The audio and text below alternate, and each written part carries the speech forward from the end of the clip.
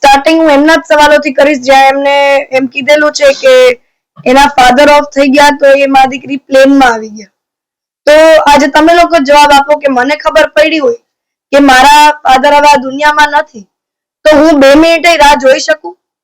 મારી ઉપર એ વખતે શું થયું એ તો હું જ જાણીશ. એટલે મેં ફ્લાઇટની ટિકિટ તરત જ કરાવી અને મેં સવાર 5 વાગ્યાની ટિકિટ કરાવીને 6:30 સુધી હું અહીંયા હતી. તો એમનો કહેવાનો મતલબ શું હતો કે બધું વિધિ પતી જાય પછી હું પહોંચું? અને મેં જ બધી વિધિ કરેલી છે, મારા હાથે કરેલી છે, મારા હાથે જ મેં અંતિમ સંસ્કાર કરેલા છે. તો આજે હું દીકરી થઈ અને આટલી હિંમત રાખીને આટલી વસ્તુ કરતી હોય અને એમનો સવાલ એમ છે કે પહોંચી કઈ રીતના ગઈ?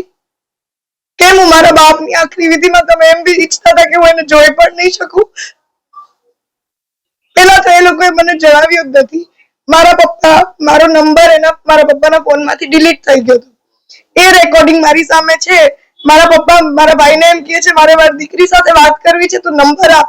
મારો ભાઈ મારી સાથે 24 કલાક કનેક્ટેડ હતો, 365 ડેઝ કનેક્ટેડ હતો. તો એને ફોનમાં એમ કેમ કીધું મારી પાસે નંબર નથી, હું તમને ગોતીને આપું છું? તમે કનેક્ટેડ હોવા છતાંય તમે ખોટું બોલો છો કે તમારી પાસે મારો નંબર નથી. અને બીજો સવાલ એમને એમ કર્યો કે 14 વર્ષ થયા ક્યાં? 14 વર્ષ થયા હું મારી મમ્મા નથી આવી પણ હું મારા ફાધર સાથે કનેક્ટેડ હતી સ્ટાર્ટ થી લઈને એન્ડ સુધી. હા, જયારે 2012માં અલગ થયા ત્યારે 1-2 વર્ષ મારા પપ્પા મારી સાથે નતા બોલ્યા. એનું રીઝન એ હતું કે તું તારી મમ્મી સાથે વહી ગઈ ને તે તારા બાપ પાસે ના રહી એટલે તું મને મૂકીને જતી રહી, મારથી ગુસ્સા હતા એટલે. પણ જયારે પાછું મારા પપ્પા મારી સાથે વાત કરવા માંડ્યા ત્યારના 2017-2016 ના બધા પ્રૂફ છે મારી પાસે, એ પણ હું તમને હમણાં બતાવીશ. અને હતી નથી આ તો મારી પાસે પ્રૂફ છે ને હું સેફ છું. પણ અગર નાઈ આવી હોય તો હું એનું જ લોહી છું ને અને મારો હક થાય. એમની ગમે તે વસ્તુ હોય એમાં મારો હક થાય. અને અત્યારે જે એ વસ્તુ ઘરે વારંવાર એ બધા ઇન્ટરવ્યુ એમ જ કે છે પૈસા માટે. આ મુદ્દો પૈસાનો હોત તો હું પેલા 1 વર્ષ એટલી રાજ ના જોત. 1 વર્ષ પહેલા જ મેં આ એક્શન લઈ લીધો. અત્યારે મુદ્દો એ છે કે તમે લીગલ એક્શન લીધા પછી તમે મારી મમ્મી જયારે ઘરમાં એકલી હોય ત્યારે તમે એને ટોર્ચર કરવા, એમને ધક્કો મારી, તમે તમારી દાદાગીરી બતાવવા તમે મારા ઘરમાં ઘૂસી ગયા અને એમને મારવાની કોશિશ કરી. આ મુદ્દો ઈ છે. અને મેં ઇન્ટરવ્યુમાં એ પણ જોયું, હું ક્લિપ પણ પાછી અગર તમે લોકો એડ કરી શકતા તો કરજો, જેમાં મારા દિનેશ અદા દાંત કાઢીને એમ કે છે અહીં તો ગયો તો મારો છોકરો. એનો મતલબ તમને મજાક લાગે છે કે તમારો છોકરો ફૂલ દારૂ પી અને મારી મમ્મી પાસે એકદમ બદતમીઝી કરવા માંડ્યો, એ તમને મજાક લાગે છે? કે તમે દાંત કાઢતા કાઢતા કહો છો કે અહીં તો મારો છોકરો ગયો તો? સોનાને લઈને એટલા પૈસા નહોતા, જે કઈ કે છે જે પ્રોપર્ટી છે વારસાઈ એ એમ કે છે કે તો વારસાઈ પ્રોપર્ટી છે ને કેસ પૂરો થશે પછી આવશે. મારી પાસે ગોલ્ડના બધા બિલ છે, સર્ટિફિકેટ છે અને મારા પપ્પા હજી મને વોટ્સઅપમાં ચેટ છે એ પણ હું તમને આપીશ. મારા પપ્પાએ મને કીધેલું કે લોકરમાં આનંદનું નામ છે, તમે કાલે પણ કીધું હતું. એમાં મેં ખાલી એક અરજી આપેલી હતી કે મારા જે સર્ટિફિકેટ્સ છે ગોલ્ડના એના વિના આજકાલ ઇલીગલ કઈ ચાલતું નથી. કાલે પણ હું બોલી હતી કે ઇલીગલ સોનું પણ નથી વેચાતું. તો જે સર્ટિફિકેટ, જે બિલ, જે ઓરિજિનલ બિલ બધું મારી પાસે છે, હું રજૂ કરીશ તો એ પછી તમને ખબર પડી જશે કે સોનું હતું કે નતું. કારને લઈને તમે એક વાત કરી હતી કે આ કાર છે આનંદભાઈ નું એવું કેવું છે કે આ કાર એમના ઘરના પરિવારના સદસ્યના નામે છે. ઈ તમે સદસ્યના નામે છે. આજે અગર હું તો કોઈ નથી હોતી કે ડિટેલ્સ કઢાવવા વાળી. તમે પ્લીઝ અગર તમારી પાસે એવા હોય કે જાણકાર હોય જે તમને ડિટેલ્સ કાઢી આપે ઈ નામે ક્યારે થઈ ખાલી તમે ઈ જોઈ લો. 10 કરોડનો દાવો કર્યો છે કે માનહાનિનો દાવો કર્યો છે. તમને નોટિસ આપી છે. નોટિસનો જવાબ નહીં આપો તો એ કાયદેસર નોટિસ મને મળી નથી અને એક દિવસમાં તો એટલી લો તો મને પણ ખબર પડે છે કે નોટિસ મળશે. અગર મને નોટિસ મળશે તો હું મારી રીતના મારી પણ તૈયારી જારી છે અને મને કાલે જ ખબર પડી ગઈ હતી કે એ લોકો એમ કર્યું છે. કઈ વાંધો નહીં, હું પણ રેડી છું. મોરબીથી અને અલગ અલગ જગ્યાથી પાટીદાર સમાજના આગેવાનો તમને તમારા પરિવારને મળવા આવ્યા છે. હવે શું આશા છે તમને સમાજ પાસેથી? સમાજ પાસે બસ એટલી આશા છે કે સપોર્ટ કરજો. જે સત્ય હોય એનો સપોર્ટ કરતો. હું એમ નથી કહેતી કે મારો જ સપોર્ટ કરજો. જે તમને લાગે સત્ય છે, આજે હું પ્રૂફ સાથે વાત કરીશ તો મારો સપોર્ટ કરજો, પણ ન્યાય આપજો. ક્યાંય ખોટી રીતના કોઈનો ખોટો સાથ નહીં આપતા. બસ એટલી જ રિક્વેસ્ટ છે. પરિવારની વાત છે એ સ્વાભાવિક છે, પરંતુ જે રીતે પરિવારને અમે મળ્યા અને એમને જે એમની વ્યથા કીધી કે બેન એકલા રહીએ છે અને જ્યારે બેન એકલા રહેતા હોય ત્યારે રાત્રે 10:30 11 વાગે આવી અને કોઈ પણ જાતની પારિવારિક ચર્ચા હોય તો પણ ભલે અને અન્ય કોઈ પણ ચર્ચા હોય તો પણ ભલે કોઈ પણ વ્યક્તિએ આવી રીતે આવીને એમની મંજૂરી વગર ન કરવી જોઈએ. બીજી વાત, જે રીતે બેન કહે છે એ વાત જો માનીએ આપણે તો ડ્રિંક કરેલું હતું, દાદાગીરી કરતા હતા, ઘરમાં ઘૂસી જવાનો પ્રયત્ન કરતા હતા. હું માનું છું કે પારિવારિક જ વાત છે અને મિલકતની જ વાત છે. બહુ મીડિયાના માધ્યમથી કહું છું.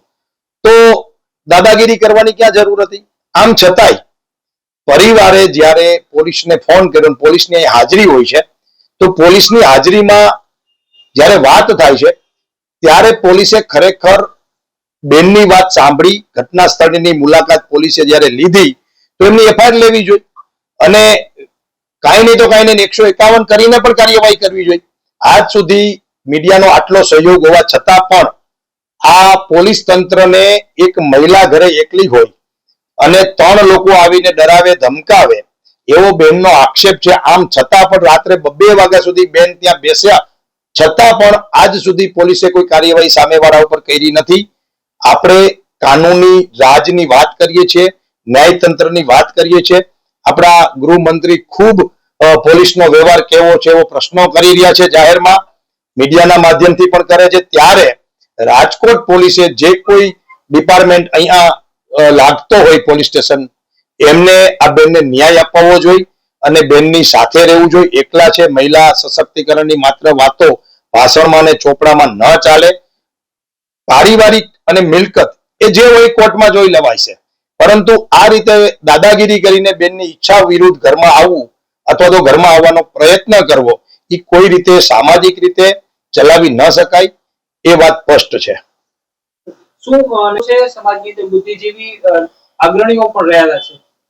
દુઃખની વાત છે કે જે દિનેશભાઈ છે એ બહુ ભારતીય જનતા પાર્ટીના મોટા નેતા છે, સમાજના બહુ મોટા આગેવાન છે અને સુફિયાની સલાહો અમે બધા આગેવાનો સ્ટેજ ઉપરથી દેતા હોય કે સમાજની એકતા, પરિવારની વાતો, પણ એ આપણા જ જીવનમાં કે આપણા જ ઘરમાં ન હોય તો આપણે બોલવાનો અધિકાર નથી. એ હું મારાથી શરૂ કરી અને દિનેશભાઈ સુધી પૂરી કરીશ. જ્યારે જ્યારે આપણે આગેવાન તરીકે સ્ટેજ ઉપરથી ભાષણો આપતા હોય ત્યારે પહેલી ફરજ આપણી એ બને છે કે મારે મારા પરિવારની એકતા છે કે નહીં, મારા પરિવારમાં તો બધું બરાબર છે કે નહીં. એટલે આગેવાનને તો જતું કરીને પણ હું એમ નથી કહેતો કે આ બેનનો કે આ પરિવારનો કોઈ વાક જ નહીં હોય, કદાચ હોય તો પણ એ મા દીકરી એકલા છે. ભાઈ એમના એટલે કે એમના પતિ 11 મહિના પહેલા આ દુનિયા છોડીને જતા રહ્યા છે. તો દિનેશભાઈની તો ઉલટાની વધુ જવાબદારી આવે છે. વાતમાં એવી પણ મળી કે મા દીકરી અલગ રહેતા હતા તો પણ એ પરિવારનો હિસ્સો તો છે જ. એમની પાછળ એ દિનેશભાઈના ભાઈનું જ નામ લાગવાનું છે, એ જ સરનેમ અમૃતિયા લાગવાની છે, એમના મોટા પપ્પા છે. તો મારી આ તકે મીડિયાના માધ્યમથી સમાજના તમામ શ્રેષ્ઠીઓને એ વિનંતી છે કે આ મીડિયા સુધી વાત જ ન પહોંચવી જોઈએ, પોલીસ સ્ટેશન સુધી વાત જ ન પહોંચવી જોઈએ. આપણે એક બાજુ સમાધાન પંચ ચલાવીએ છીએ, એક બાજુ સુફિયાની વાતો કરીએ છીએ એકતાની, અને એક બાજુ સમાજના શ્રેષ્ઠીઓ જ પોતાના પરિવારને જ ન્યાય ન અપાવી શકતા તો આવી વાતો કરવાની આપણે જરૂર નથી. અને માની લ્યો કે કદાચ આવી ઘટનાઓ બને છે તો 5 આગેવાનોને વચ્ચે રહીને પણ પૂરું કરવું જોઈએ. કહેવાનો મારો મતલબ એટલો છે કે સમાજ જીવનમાં જ્યારે તમે આગેવાન તરીકે હોય, એક નેતા તરીકે હોય, તમને જ્યારે સત્તાનું પીઠબળ હોય ત્યારે તમારે વધુ જતું કરવું જોઈએ. નહીં કે તમારે દાદાગીરી કરી, સત્તાનો ઉપયોગ કરી, પોલીસનો ઉપયોગ કરીને એક મા દીકરી લાચાર હોય એને તમે દબાવો. આ કોઈ રીતે ચલાવી ન શકાય. રાજકોટ પોલીસને પણ અમારી વિનંતી છે મીડિયાના માધ્યમથી કે તમે મહેરબાની કરીને આમની એફઆઈઆર લઈ લો. અને સમાજના શ્રેષ્ઠીઓને પણ મારી વિનંતી છે, નહીં ગમે છતાં પણ આ વિષયમાં એમને તરફદારી કરી અને બાંધછોડ કરી અને બેનનો જે હક છે, ન્યાય છે, એને આપવો જોઈએ. કોઈ પણ આગેવાને આ દીકરીઓની તરફદારી કરી અને આ વિષયને પૂરો કરવો જોઈએ એવી મીડિયાના માધ્યમથી મારી વાત છે. મનોજભાઈ, સમાજના શ્રેષ્ઠીઓ સાથે આપ વાત કરશો? ચોક્કસ. આ વિષયમાં અમે પ્રથમ તો અમારી અત્યારે જે વાત છે, અમે જેના માટે આવ્યા છીએ એ પોલીસના જે વર્તન છે અને જે પોલીસે કરવું જોઈએ કામ એ નથી કર્યું, એ માટે હું જિગીસાબેન અને અમારી ટીમ મોરબીથી આવી છે પરિવારને મળવા માટે.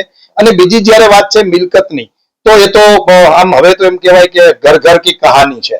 એટલે એ વિષય કોર્ટમાં પતે તો કોર્ટમાં અને સમાજના સ્ટેજ ઉપર પતે તો સમાજના મોભીઓ દ્વારા. એ પતશે, એ મને વિશ્વાસ છે. પણ હાલ પોલીસનો જે રોલ છે એ નિંદનીય છે અને એમાં પોલીસે કામગીરી કરવી જોઈએ એવું અમારું માનવું છે. જો એક આગેવાન તરીકે વાત કરું અને એક મહિલા આગેવાન તરીકે વાત કરું ને તો જ્યારે પણ સમાજની દીકરીઓને કે બીજા પણ સમાજની દીકરીઓને જ્યાં જ્યાં જરૂર પડી છે ને ત્યાં અમારી પૂરેપૂરી મહેનત એવી રહી છે કે એને ન્યાય મળે, એને ન્યાય સુધી અમે પહોંચાડી શકીએ.